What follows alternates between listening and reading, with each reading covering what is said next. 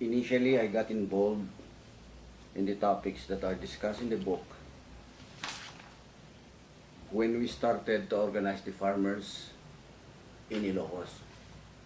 It was Father Zacarias Agatep who invited me to join him in organizing the peasants. So we started organizing in Ilocos province and also in Abra because I come from Abra. And this led us to other activities. And actually, martial law happened while we were organizing the farmers, and we were giving a kind of seminar, leadership training seminar for them. So that changed the whole picture when martial law was declared. Eventually, the military commander in Abra, when martial law was declared, visited our bishop one evening and informed him that one of his priests, and he named me, was on the blacklist of subversive activities. Right then and there at night, he sent his driver to my parish in Peñarobia. And then the driver told me, "Apo, you have to come with me." Well, it's already evening, late. The bishop told me that I will not leave without you. So I had to go with the driver, and true enough, when I arrived at the bishop's house, he was waiting for me. So I asked him, "What do you want, Bishop?" And he told me, "Your name is with the wanted list in the province. So what do you want me to do, Bishop?" And he did not answer me right away. He was walking back and forth like that. And then finally he said, "I want you to leave for your own safety." And so it happened, just like that. I had to leave the bishop, my parish, and have to go somewhere else. And that led me to go to Manila. So that's how we started, and I started the book with those stories.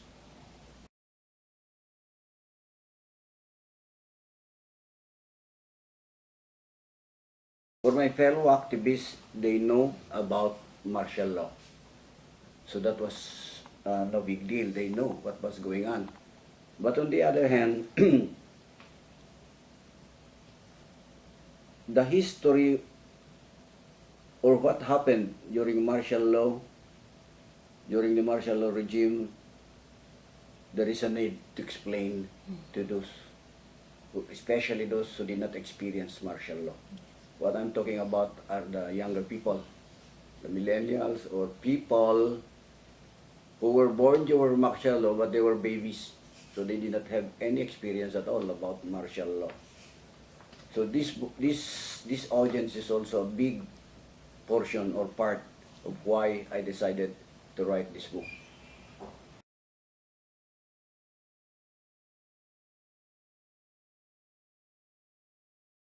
My goal when I started to write this book was to leave a kind of a written history, personal history of what really happened during martial law.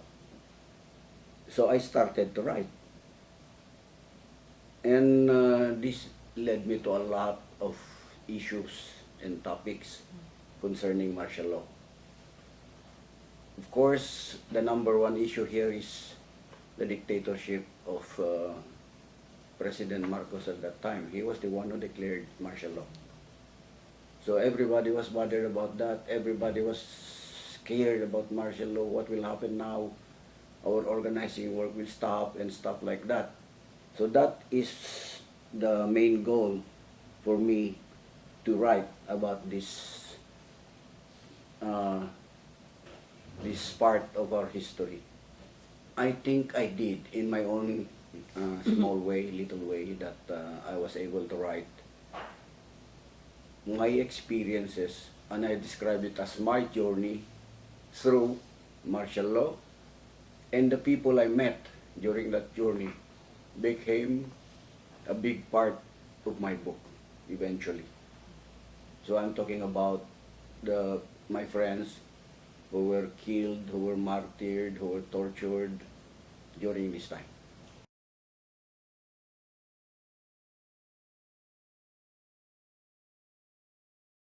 My stories are the stories of my friends. I will start mentioning Pangat Macli-ing Dulag. He was a chieftain in a small village in Kalinga called Bugnay. What happened then was the government started to construct a series of dams along the beautiful Chico River. And of course, Macli-ing and his companions, they asked around, what is going on? They came to Manila and said, there is something going on in our area. And so people here in Manila, they explained, you have to realize that 3 or more big dams will be constructed along your Chico River. And that made them to do something. So they started to visit all the other barrios, especially those in the affected areas. More than 100 villages were affected by this big project of the Marcos dictatorship at that time. Marcos said, we need the energy to be generated by the dams. Macli-ing replied, you need the energy, but we need our ancestral lands. If you do that, you start flooding our villages, our orchards, the grave sites of our ancestors. We don't have any recourse but to resist. And they did resist, as the book further described. That is one great story in the book. Another one is the story of Padre Zacarias Agatep. As I said in the beginning, he was my partner in the organizing of farmers. But then Marcos and his military machine declared that we were doing subversive things. So what happened to Father Agatep? He continued to preach the gospel of human liberation. He was not deterred by the pronouncement of Marcos. There was a thing that galvanized the farmers in the Ilocos region, because one day the politician there declared to engage, to blockade the trucks going to sell their tobacco products to Manila. And so the farmers appealed to him, Father, what are we going to do? We cannot send the trucks without paying this politician a kind of double taxation. So Father Agatep organized the farmers. They engaged in mass actions. They gathered signatures of the people to support them resist this effort of this greedy politician. In return, you have to remember, this politician connived with the military and had Father Agatep arrested. So one day, this military group went to his convent and said, you are being suspected and we will have to search your convent and your church. And they did search.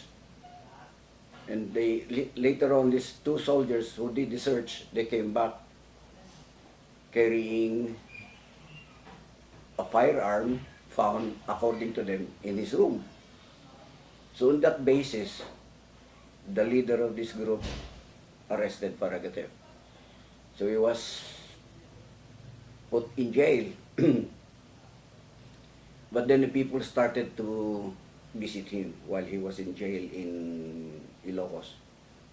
So this military commander there decided to send him to Baguio, and eventually to Bikotan here in Manila for detention, so that the people will not be agitated when they see that their parish priest is being jailed.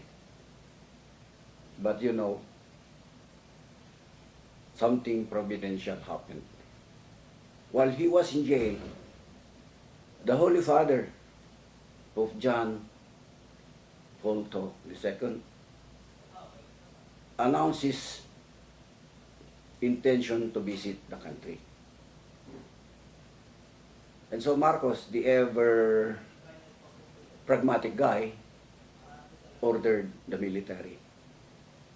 I want you to release Father Agatep because it will be very embarrassing for me if the Holy Father would find out that one of his priests is in jail. So he was released on that basis, so that Marcos will not be embarrassed by the Holy Father. But when he left, when he left the detention, the first person he looked for was me. And this is it. Money, he said. I need you to help me. You are the only person now that I can approach for this thing. Manong, I said, what do you want? And he expressed his desire to join the guerrillas. He explained, I cannot go back to my parish anymore. The military will not just pick me up again. They will kill me, they will shoot me when they see me in Kawayan, that is his parish in Ilocos. My request is for you to look for something that I can hold when I go there, like that. So I said, okay, that's no problem. So I found and bought something that he wanted. And then he said, I need to go back to Kawayan to arrange the little things that I have to leave behind. But then I cautioned him, don't do that. Don't do that because anybody who would recognize you on sight would alert the military.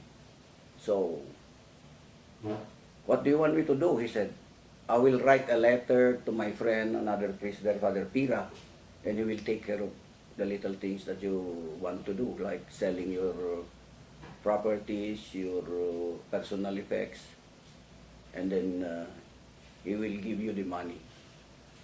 Okay, he said. And where do you want me to go? I can arrange for you a safer route going to the back door, I said. So that happened. So we went to Sagada from Manila. We went to Sagada by rented car.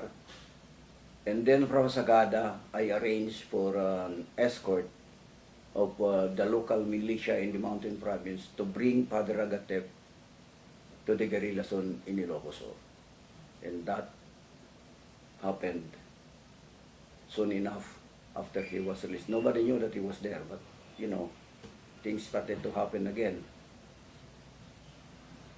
While in Ilocos, he started to work with the farmers as he loved them and they loved him too. And one day, while he was talking to the farmers in this village in Quirino is the small town in the mountains, a lady, Nana Sayong is her name,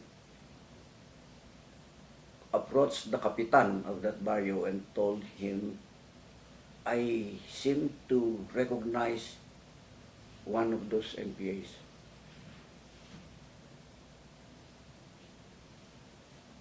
He has the moves, he has the manner of a priest.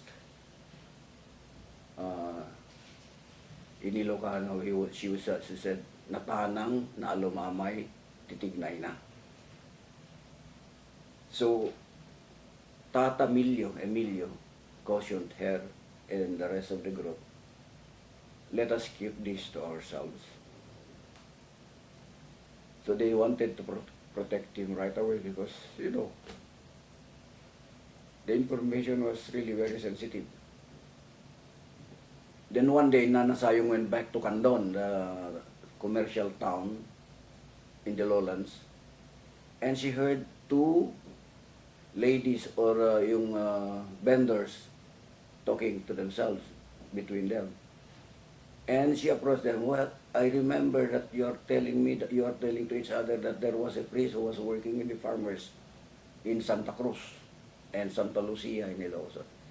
Yes, his name was Father Agatep, but we don't see him anymore. We heard in the radio that he is being wanted by the military. So with that information, Nana Sayong went back. And the next time, the group of Father Agatep visited their barrio, she gave him a sign, please follow me. So when they were just together, Nana Sayong took hold of his hand and made mano. And Father Agatep said, why did you do that? I know who you are. You were the priest that the military is looking for. But don't worry, because we will keep this a secret in this barrio. I only have one request, he said. What it is, answered Father Agatep. We want you to say Mass for us. He said, I do not say Mass anymore. I don't have the permission of the bishop. Nana Sayong answered, Apo, I know my catechism. Once a priest, always a priest, according to the order of Melchizedek. After she said that, Father Agatep took her hand and put her hand on his forehead as a symbol that she agreed with what she was saying. And she said, I will then say Mass for you. So this was the title of his story, The Last Mass of Father Agatep with the people of this village. But of course, the stories will still continue, but for the sake of this portion, I think that would be enough.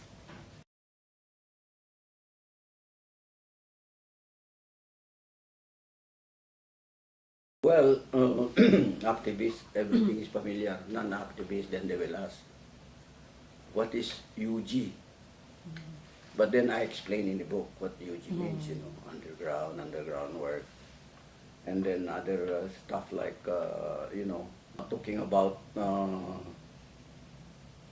plans, doing, you know, military work, talking about raids and ambushes, things that are not familiar to the ordinary reader, things like that.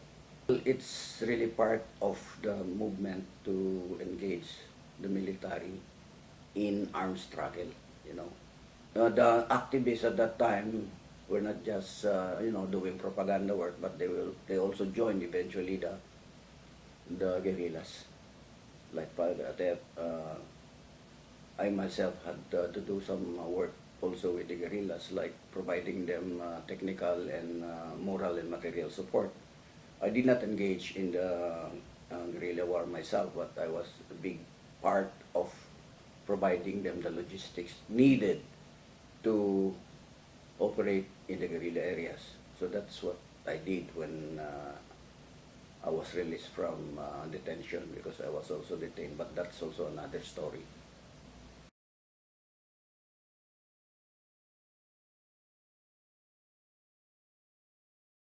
There is no other place or time to start the story. It is martial law in general. So, actually, I also addressed that when I started to, when I joined the movement. Because I did not join the movement right away, I was organizing the farmers, and we were engaged in legal struggle at that time.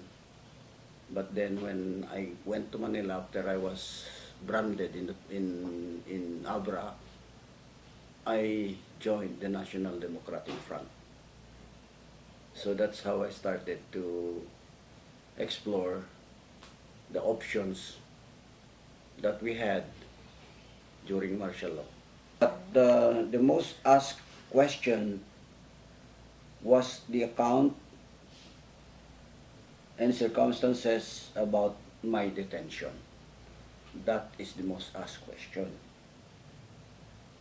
Everybody who I met, who asked questions during the book launches that we had, they always ask the question about the circumstances about my detention. And that's also a very interesting story to share, you know.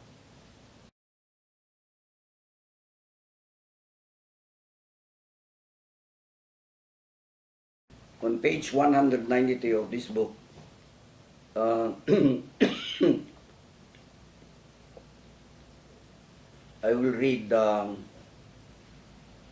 chapter or part H, a confrontation like no other. On the appointed day after the Grand Bodong, the delegations from Manila and Baguio, together with foreign and local journalists, proceeded to the dam site in the village of Tomyangan, where the Pasil and Chico rivers converge. When they arrived, they witnessed the National Power Corporation workers routinely operating their bulldozers and huge earth-moving machines as they cleared the dam site area. The delegation positioned themselves at a safe distance. The delegation did not wait long before the muted sounds of the rhythmic beating of gongs were heard. The National Power Engineers ordered the workers to continue their operations.